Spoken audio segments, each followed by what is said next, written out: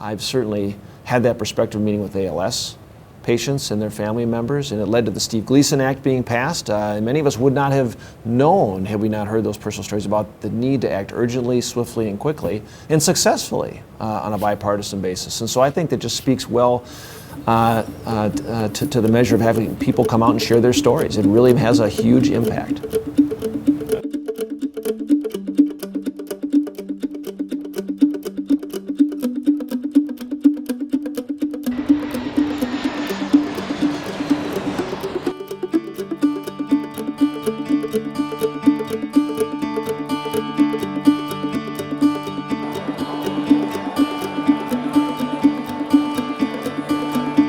To Washington, D.C. for the 19th Annual National ALS Advocacy Day and Public Policy Conference. If you're actually bringing the family members in to speak with the congressional leaders and then they're making this trip, I think that's really impactful, and you're putting more of a twist on it where this is affecting families, this is affecting partners in life and friends of those individuals that are affected by it. It's important to be here. Our family and other pals have a lot of resilience and grit, but we also need some help. It is super impactful when people that are living with ALS and their families come all the way out to DC to meet with their elected officials to be the face of ALS and show them how this disease affects them and their families.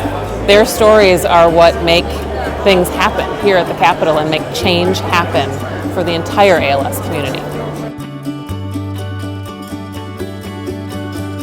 The research update was profoundly important this year because it showed me that we're closer than ever to finding some critical breakthroughs.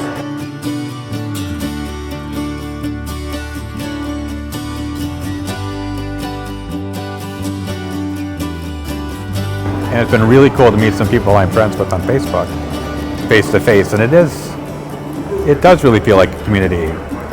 You know, lots of people have chairs, lots of people have breathing devices, you know, and it's nice to not feel self-conscious about it. I am friends with a lot of these people on social media that I've never met before. So it's very exciting to meet them in person and to meet their caregivers, to touch their hand and just connect. I mean, we're family.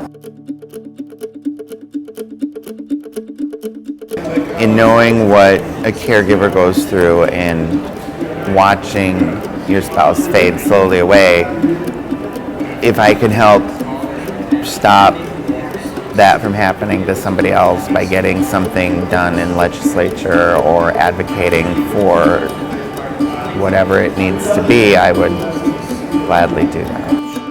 And so when you see everybody, you realize you're not alone, you know. Even people who've lost loved ones, you're never alone because there's people still here fighting for them. And it really gets you pumped and ready to do something about it. And sometimes makes you mad that you haven't done more already.